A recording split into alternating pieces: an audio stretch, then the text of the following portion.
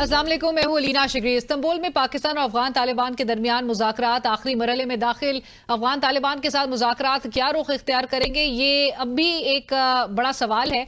पाकिस्तान की जानिब से ये मुतालबा रखा गया है कि दहशतगर्दी के इस तफरीद को अब ख़त्म होना चाहिए। अफगान सरजमीन को अब मजीद पाकिस्तानी खून से रंगने की इजाज़त नहीं दी जा सकती। लेकिन दूसरी तरफ अफगान तालिबान का रवैया जिद, हटधर्मी और तजाद से भरा हुआ है। सिक्योरिटी जराये के मुताबिक अफगान वफ्द ने इब्तिदा में पाकिस्तान के मौक़िफ़ को तस्लीम किया कि वो टीटीपी के खिलाफ फैसला कुन कार्रवाई के लिए तैयार है, लेकिन फिर चंद घंटों बाद ही काबुल से हिदायत आई और अफगान तालिबान का लहजा बदल गया। लेकिन सवाल यह है कि आखिर काबुल से ये अहकामात दे कौन रहा है? क्या अफगान तालिबान वाकई खुद मुख्तार है या फिर कोई और कुव्वत पसे पर्दा कोई खेल खेल रही है? जबकि दूसरी जानिब पाकिस्तान की बड़ी सियासी जमातें इस वक्त आज़ाद कश्मीर में हुकूमत की तब्दीली में काफ़ी सरगर्म नजर आती हैं। पाकिस्तान पीपल्स पार्टी ने सुल्तान ग्रुप, फॉरवर्ड ब्लॉक और दीगर इत्तेहादियों की हिमायत से 36 अरकान की अक्सरियत हासिल तो कर ली, जो 52 रुकनी असेंबली में सादा अक्सरियत यानी कि 27 से कहीं ज्यादा है। वफाकी वजीर एहसन इकबाल साहब ने मीडिया से गुफ्तगू करते हुए कहा कि नून लीग ऑपोजिशन का किरदार की ताकि बेहतर गवर्नेंस मिले और नई हुकूमत से मुतालबा किया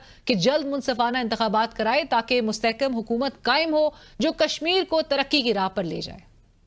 मिलकर तहरीक अदम एतमाद कामयाब करेंगे। एक फरीक अगर हुकूमत करता है तो दूसरा फरीक ऑपोजिशन करेगा। कश्मीर के अवाम को तरक्की के समरात मिल सके। जो नई हुकूमत आएगी आजादाना और मुनसिफाना इंतखाबात करवाएगी ताकि कश्मीर में एक मुस्तहकम हुकूमत कायम हो।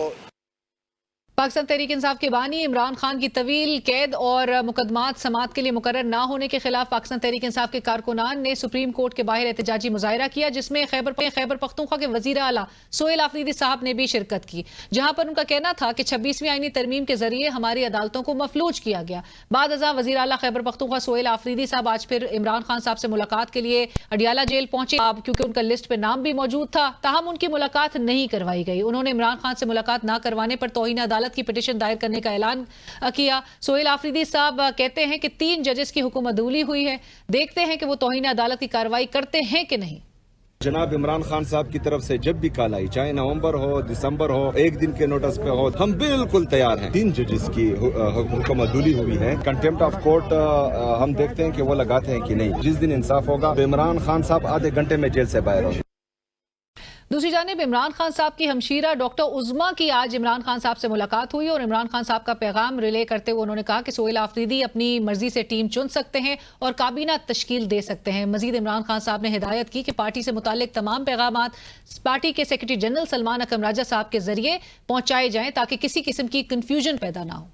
कभी ये केसेस कैंसिल हो जाते हैं, पॉलिटिकल लीडर्स को, लॉयर्स को मिलने ही नहीं दे रहे। उन्होंने कहा कि मैं अपने पैगामात जो अपनी पार्टी को पहुंचाना चाहता हूं वो सिर्फ सलमान राजा के जरिए पहुंचाऊंगा ताकि कोई कंफ्यूजन नहीं होनी चाहिए। वो सेक्रेटरी जनरल है और ये उन्हें बड़ी बार इसको रिपीट किया उन्होंने। और नाज़रीन, इस वक्त हमें प्रोग्राम में ज्वाइन कर रहे हैं बैरिस्टर अकील मलिक साहब, वजीर मुमलिकत बराए कानून और इंसाफ। बैरिस्टर साहब अस्सलाम वालेकुम, thank you for joining us on the show. Barrister साहब, गुफ्तगू का आगाज आज की जो एक तरफ देखा जा रहा है, सीएम खैबर पख्तूनख्वा सूबे के इस्लामाबाद हाई कोर्ट के लार्जर बेंच का फैसला सामने आता है गुज़िश्ता हफ्ते, उसके बावजूद भी लिस्ट पे उनका नाम भी होता है, बट बावजूद इसके उनको मुलाकात की इजाज़त नहीं मिलती। आज भी वो इमरान खान साहब से मुलाकात नहीं कर सके। सर ये मुलाकात क्यों नहीं करवाई जा रही और क्यों कंटेम्प्ट के तरफ जो है वो उसके मुर्तकिब हो रही है एग्जीक्यूटिव? बिस्मिल्लाहिर्रहमानिर्रहीम। लीना साहब बहुत बहुत शुक्रिया। देखिए, बिल्कुल मैं समझता हूँ कि इस्लामाबाद हाई कोर्ट में जो फैसला आया है वो एक प्राइवेट कैपेसिटी में अगर वो मुलाकात करना चाहें तो बिल्कुल ज़रूर करें, उसमें कोई कदगन नहीं है। मुलाकात जेल मैनुअल, जेल रूल्स के मुताबिक, जो मैं अगर आपको थोड़ा सा इस पर रोशनी डालूँ तो फैमिली मेम्बर्स की और साथ में वकला की होती है। और बतौर चीफ़ मिनिस्टर जो है मुलाकात, क्योंकि मैं आइन और कानून का तालिब इल्म हूँ और आपकी नाजरीन के लिए मैं चाहता था कि ये आइन पाकिस्तान की जो कॉपी है इसका भी मैंने थोड़ा मुतालिया किया बतौर आइन और कानून का तालिब इल्म होने के नाते। तो मैंने देखा कि आर्टिकल 129 और 130 जो है इसको रेगुलेट करते हैं। मैंने कहा शायद मेरे से ही कोई इन पासिंग मैं ना देख सका हुआ हूँ या मेरी नज़र से ना गुजरा हो कोई ऐसा आर्टिकल आइन का जो स्पेसिफिकली मैंडेट करता हो कि एक सूबे का वज़ीर आला हो और वो किसी मुलजिम या मुजरिम से जाके जेल में काबीना की फॉर्मेशन के ऊपर मुशावरत करे। तो मुझे तो ऐसा आर्टिकल नहीं मिला, लेकिन उसमें क्योंकि आर्टिकल 129 है और चीफ मिनिस्टर के हवाले से उसकी काबीना 130 उसकी रेगुलेशन है, तो उसमें कोई ऐसी प्रोविजन नहीं है कॉन्स्टिट्यूशनली कि there has to be a consultation between a convict and whether he is a party head or not, because ये तो नवाज शरीफ के टाइम पे आपको याद होगा डिस्क्वालिफिकेशन जब हुई थी तो बड़ा सेलिब्रेट भी किया गया था और उन्होंने कहा था कि बिल्कुल पार्लिमानी मीटिंग्स नहीं हो सकती और जो पॉलिटिकल मैटर्स हैं वो नहीं डिस्कस किए जा सकते। तो मैं समझता हूँ कि इस तमाम तर मामले के ऊपर पूरी काबीना लंदन चली जाया करती थी मियां साहब से मशावरत के लिए। जी, वो तो उस वक्त वजीर आजम थे ना, चाहे वो अगर टिम्बकटू भी होते तो मैं समझता हूँ कि वो जा सकते थे। शहबाज शरीफ साहब बतौर वजीर आजम वो जाके मियां साहब से लंदन में मशावरत कर सकते थे अपनी काबीना समेत। वो मेरे ख्याल से उनके भाई हैं और भाई से मुशावरत उन्होंने ज़रूर की। वो उस टाइम पार्टी हेड नहीं थे। आपको भी याद होगा कि जब पार्टी हेड का तमाम तर मामला था तो शहबाज शरीफ साहब भी पार्टी हेड थे। यहाँ पे तो इशू ये है कि जब एक आपने सूबे की कॉन्स्टिट्यूशनल रिस्पॉन्सिबिलिटी संभाली हो अलीना साहिबा, और उसमें आपकी ज़िम्मेदारी हो, आपकी आइनी ज़िम्मेदारी हो, आपकी लीगल ज़िम्मेदारी हो, उसमें आपकी ये रिस्पॉन्सिबिलिटी हो कि आपने सूबे की आवाम के माल, तहफ़्फ़ुज़, जान, उनके हकूक़, उनके राइट्स, उनकी सेफ्टी, उनकी सिक्योरिटी का तहफ़्फ़ुज़ आपने करना है, तो उसमें ये कॉन्स्टिट्यूशनल रिस्पॉन्सिबिलिटी को आप निभाने से कासिर हैं, मतलब वो नहीं आप कर सकते अपनी जो आपकी जिम्मेदारी है। पर मिनिस्टर साहब आई गेट दैट, और लेकिन वो ये सवाल रेज हो रहा है कि कैबिनेट फॉर्मेशन का ना होना वो वहां पे सूबे की जाहिर गवर्नेंस और डिलीवरेंस पे सवाल आ जाता है। But what I am asking you is कि इस्लामाबाद हाई कोर्ट का एक हुक्मनामा सामने आ जाता है, बावजूद उसके उस पर कंप्लायंस नहीं नजर आती। सो ये अब वो कंटेम्प्ट फाइल करने की तरफ अब पीटीआई भी जा रही है। सो ये आपके डोमेन में नहीं है, ये आप लोग नहीं कर सकते। ये पंजाब हुकूमत जो है जहां पे नून लीग की हुकूमत है वो बिल्कुल को डिफाई कर रही है, बहुत ब्लेटेंटली डिफाई कर रही है। देखिए, मैं समझता हूं कि अदालत ने भी ट्रांसग्रेस किया है। अगर अदालत ने एक पर्सन के हवाले से देखा है या चीफ मिनिस्टर के हवाले से देखा है, इस पे उनका लिस्ट में नाम है, एक पूरा एक रेगुलेट कर दिया गया तरीकेकार, अपॉइंटेड कोऑर्डिनेटर्स हैं, लिस्ट बनाई जाएगी ट्यूसडेज और थर्सडेज की। एज अ पार्टी लीडर भी अगर उनका नाम उस लिस्ट पे आ रहा है तो उस पर तो कंप्लायंस होनी चाहिए, या ये आपके डोमेन में आता? क्योंकि वो बार बार इस बात को जवाब बनाने के वजीर आजम साहब खुद कहते हैं कि मैं पूछ कर बताऊंगा। नहीं, मैं ये समझता हूं कि अगर वो इजाज़त दी गई है काबीना की फॉर्मेशन के हवाले से, तो मैं समझता हूं, और बतौर चीफ मिनिस्टर दी गई है, तो वो फिर गलत दी गई है और उसको मेरे ख्याल से कोई एक मिसलेनियस एप्लीकेशन आनी चाहिए पंजाब हुकूमत की तरफ से कि भाई आप किस तरह कर दे सकते हैं इजाज़त किसी एक कन्विक्टेड इंडिविजुअल से मुलाकात करने की, ताकि वो काबीना की फॉर्मेशन में उनसे मुशावरत कर सकें।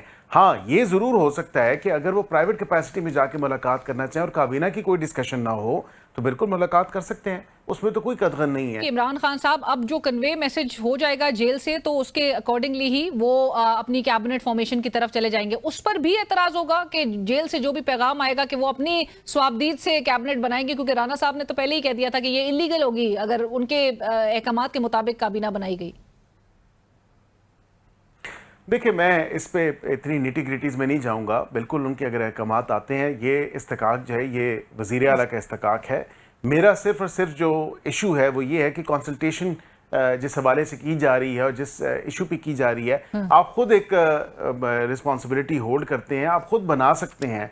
आपको क्या जरूरत है वो मुशावरत करने की, और पार्टी का आपका चेयरमैन भी मौजूद है। चाहिए वज़ीर आज़म शहबाज शरीफ साहब को अगर अपने भाई से रहनुमाई चाहिए तो यहाँ पर ये अपने पार्टी लीडर से रहनुमाई चाहते हैं, इसमें हर्जी क्या है? देखिए, पार्टी लीडर तो नहीं है ना वो अब, because he is no longer the party leader. The party leader, the party head is actually Barrister Gohar. बानी तो है, you can't disassociate Imran. नहीं, वो डिसएसोसिएट तो नहीं हो सकते, मैं यही कह रहा हूँ। लेकिन बात यह है कि अब पार्टी के हेड्स के साथ अगर आप करनी है तो पार्टी के हेड तो वो नहीं है। Strictly legally and constitutionally speaking party के हेड तो बैरिस्टर गौहर हैं, तो उनसे मुशावरत हो सकती है। राइट। बैरिस्टर साहब, मैं आज़ाद कश्मीर के भी अब सूरत हाल के हवाले से गुज़िश्ता रोज़ और अभी शेख वकास अकरम साहब वो भी गुफ्तगू कर रहे थे, तो उन्होंने कहा कि अब गेम ये है कि वज़ीर आज़म पीपल्स पार्टी का होगा, अपोजिशन लीडर आज़ाद कश्मीर में नून लीग से सामने आएंगे, जिसके बाद दोनों मिलकर अपना चीफ इलेक्शन कमिश्नर लगाएंगे ताकि पाकिस्तान तहरीक इंसाफ को अगले इलेक्शन से बाहर किया जा सके। बिल्कुल वैसे ही जैसे कि 8 फरवरी 2024 के इलेक्शन में पीटीआई के खिलाफ सारी इंजीनियरिंग की गई थी। तो ये कोई किसी इंजीनियरिंग, किसी पूरी एक कॉन्स्पिरेसी तैयारी और किसी पूरे एक प्लान का हिस्सा है ये पूरी जो एक तब्दीली देखी जा रही है? नहीं, देखिए, I beg to differ with this, और ये पता नहीं खुद अपने दिमाग की अखज़ की हुई उनकी शायद इख्तरा हो सकती है। मैं ये समझता हूँ कि पीटीआई के 10 लोग थे जो जाके वहाँ पे मुलाकातें उन्होंने की, और वो पीपल्स पार्टी से भी उनकी मुलाकात, तो यही देखने को मिल रहा है कि ज़ाहिरी बात है पीपल्स पार्टी के पास सोली तो वो नंबर्स मौजूद नहीं है, या पीएमएलएन के पास सोली वो नंबर्स मौजूद तो नहीं है। इसलिए हमने कहा कि हम इस हद तक जो वोट ऑफ नो कॉन्फिडेंस है उस हद तक आपका साथ ज़रूर दे सकते हैं, हुकूमत में नहीं बैठेंगे। और ज़ाहिरी बात है कि अभी भी जब 8 फरवरी के इलेक्शन भी हुए तो उसके बाद भी जो जमात जिसके पास सबसे ज़्यादा सीटें थी और जो क्लेम भी किया जाता था वो पीटीआई अपने आप को या सुन्नी इत्तेहाद काउंसिल वो कहा जाता था। हमने तो उस वक्त भी उनको कहा कि आप बना लें, अगर आप कहते हैं, क्लेम करते हैं कि आपके पास सीटें ज़्यादा हैं तो आप बनाएं। पीपल्स पार्टी ने भी उनको ही ऑफर की कि आप हमारे साथ इत्तेहाद कर लें और मिल वो ठीक है, बट बैरिस्टर साहब आप अपने जो आपका जो एक सपोर्ट बेस है, फिर हमें वो कड़वा घूम तो हमने पिया ना। बट बैरिस्टर साहब, नून लीग का जो पूरा एक वोट बैंक है ऑल अक्रॉस पाकिस्तान, आप उसको ये कैसे ये बात समझाएंगे कि वफाक में हम दोनों इत्तेहादी हैं, दोनों जमातें, और आज़ाद कश्मीर में हम ऑपोजिशन, हम फ्रेंडली ऑपोजिशन करेंगे, हम इनका साथ देंगे अदम एतमाद की तहरीक में, लेकिन हम ऑपोजिशन में होंगे। पीपल्स पार्टी वफाक में आपके साथ कैबिनेट में अगरचे नहीं शामिल है लेकिन वो आपके इत्तेहादी जरूर है हुकूमत में। आप how would you explain it to your voter? देखें, ऑफ कोर्स ये बड़ा अपने ज़बरदस्त सवाल उठाया, और आई थिंक कि लोगों को भी इस चीज़ की समझ है कि आज़ाद कश्मीर में हम पूरा जो बतौर अपोजिशन जो है हमारा जो रोल होगा वो हम बिल्कुल, अपोजिशन का क्या किरदार होता है, और वफाक में आप दोनों सारे इकट्ठे हैं, अवाम के हकूक़ की बात करें। एक जी देखें, वफाक में हम इकट्ठे हैं, और क्योंकि आज़ाद जम्मू कश्मीर का एक स्पेशल स्टेटस है, सो दैट्स उनका अपना आइन है, अपना उनका कानून है, दीगर चीज़ें हैं, उनकी अपनी असम्बली है। ज़ाहिरी बात है कि इस तरह तो फिर हम सिंध में भी जो है अपोजिशन में है, इसी तरह हम फिर अगर बलूचिस्तान में देखें तो मतलब दीगर चीज़ें इसी तरह आपके सामने आ रही हैं कि वफाक में बिल्कुल हम इकट्ठे हैं, पंजाब में बिल्कुल हम उनके इत्तेहादी हमारे साथ वो हैं, लेकिन वफाक की हद तक, क्योंकि वफाक में एलाइज़ की ज़्यादा ज़रूरत है और एलाइज़ हैं। इसी तरह आप देखें कि बाकी दीगर जगह जहाँ पे नहीं जरूरत वहाँ पे नहीं, तो इतना कोई इशू नहीं होता ये। बट बैरिस्टर साहब, 4 years and 4th prime minister अब हमें नजर आएंगे, ये हमें क्या बता रहा है और क्या रिफ्लेक्ट करता है? और ये कुछ पैमाना बताया जा रहा था गुज़िश्ता रोज भी प्रेस कॉन्फ्रेंस में कि क्योंकि गवर्नेंस वहां पर नहीं थी तो एक गुड गवर्नेंस के लिए ये तब्दीली हो रही है। एक साल में मतलब कौन सी कोई तब्दीली लेकर आ जानी होती है किसी हुकूमत ने? देखिए, एक साल के अंदर आप ये भी तो देखें कि इन्हीं वज़ीर आज़म के दौर में 2 वहाँ पे इतने बड़े जो है वो इश्यूज़ क्रिएट हुए विद रिगार्ड्स टू जो भी सारा मामला जो वहाँ पे एहतजाज वगैरह भी चल रहा था सारा मामला। और ज़ाहिरी बात है कि वहाँ पे अगर गवर्नेंस के इश्यूज़ हैं तो उन गवर्नेंस के इश्यूज़ को एड्रेस होना चाहिए, लेकिन हमने ये कहा क्योंकि सर अगर इसी पैमाने को फॉलो किया जाए तो इस वक्त पाकिस्तान में भी जो वजीर आजम शहबाज शरीफ साहब के अंडर इतने बड़े बड़े चैलेंजेस है लॉ एंड ऑर्डर फ्रंट पे, हमने एक पॉलिटिकल एक ऐसा क्राइसिस है जो कि अब तक ताहाल रिजॉल्व नहीं हो पा रहा। पंजाब की सतह में भी हम एक क्राइसिस देखते हैं, आपको आपके सामने थी सिचुएशन जो हम गुज़िश्ता हफ्ते तक भी हम टीएलपी से मुतालिक भी हम पूरे एक सिनारियो देख रहे थे। तो इसका ये मतलब तो नहीं होता कि वजीर आजम घर चला जाए? नहीं, वज़ीर आज़म देखें, अब यही तो बात है कि 18वीं तरमीम के बाद law and order situation is completely A provincial subject.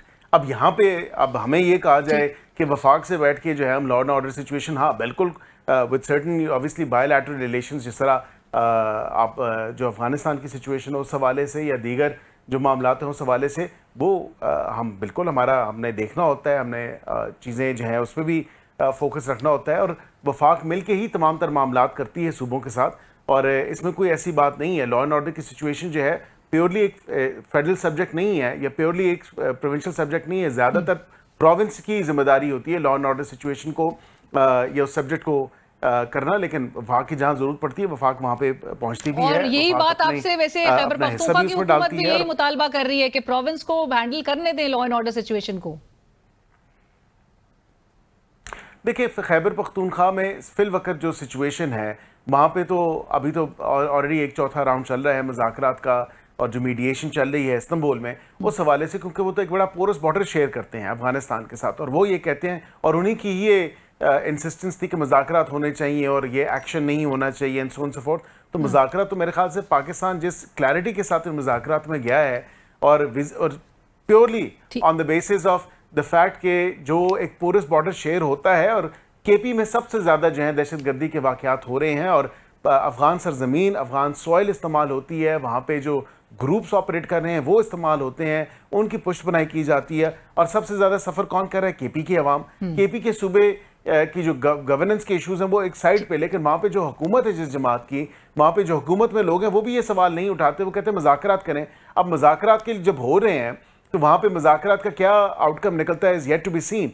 लेकिन जो सूबे के अपने मामलात हैं वो भी आप देख रहे हैं कि सूबे की अवाम तो हॉस्टेज है, उसको तो कोई ना राइट्स को प्रोटेक्ट किया जा रहा है ना ही उसके। पाकिस्तान ने अपना एक पूरा एक वाज़े एक मौक़िफ़ सामने रखा है। इवन अभी इस्तांबुल में भी जो मुज़ाकरात जारी हैं, मैं गज़ा में जो अमन पीस ट्रूप्स हैं उसके हवाले से और पाकिस्तानी अफवाज की उसमें शमूलियत के हवाले से बहुत सारे जो तहफ़्फ़ुज़ात हैं वो तहरीक तहफ़्फ़ुज़ आईन है पाकिस्तान ने भी सामने रख दिए हैं, पाकिस्तान तहरीक इंसाफ ने भी सामने रख दिए हैं। सर, हम भेजने जा रहे हैं अपने जो अफवाज अपनी ट्रूप्स को जो है वो भेजेंगे, हमने अग्री कर लिया इस पर?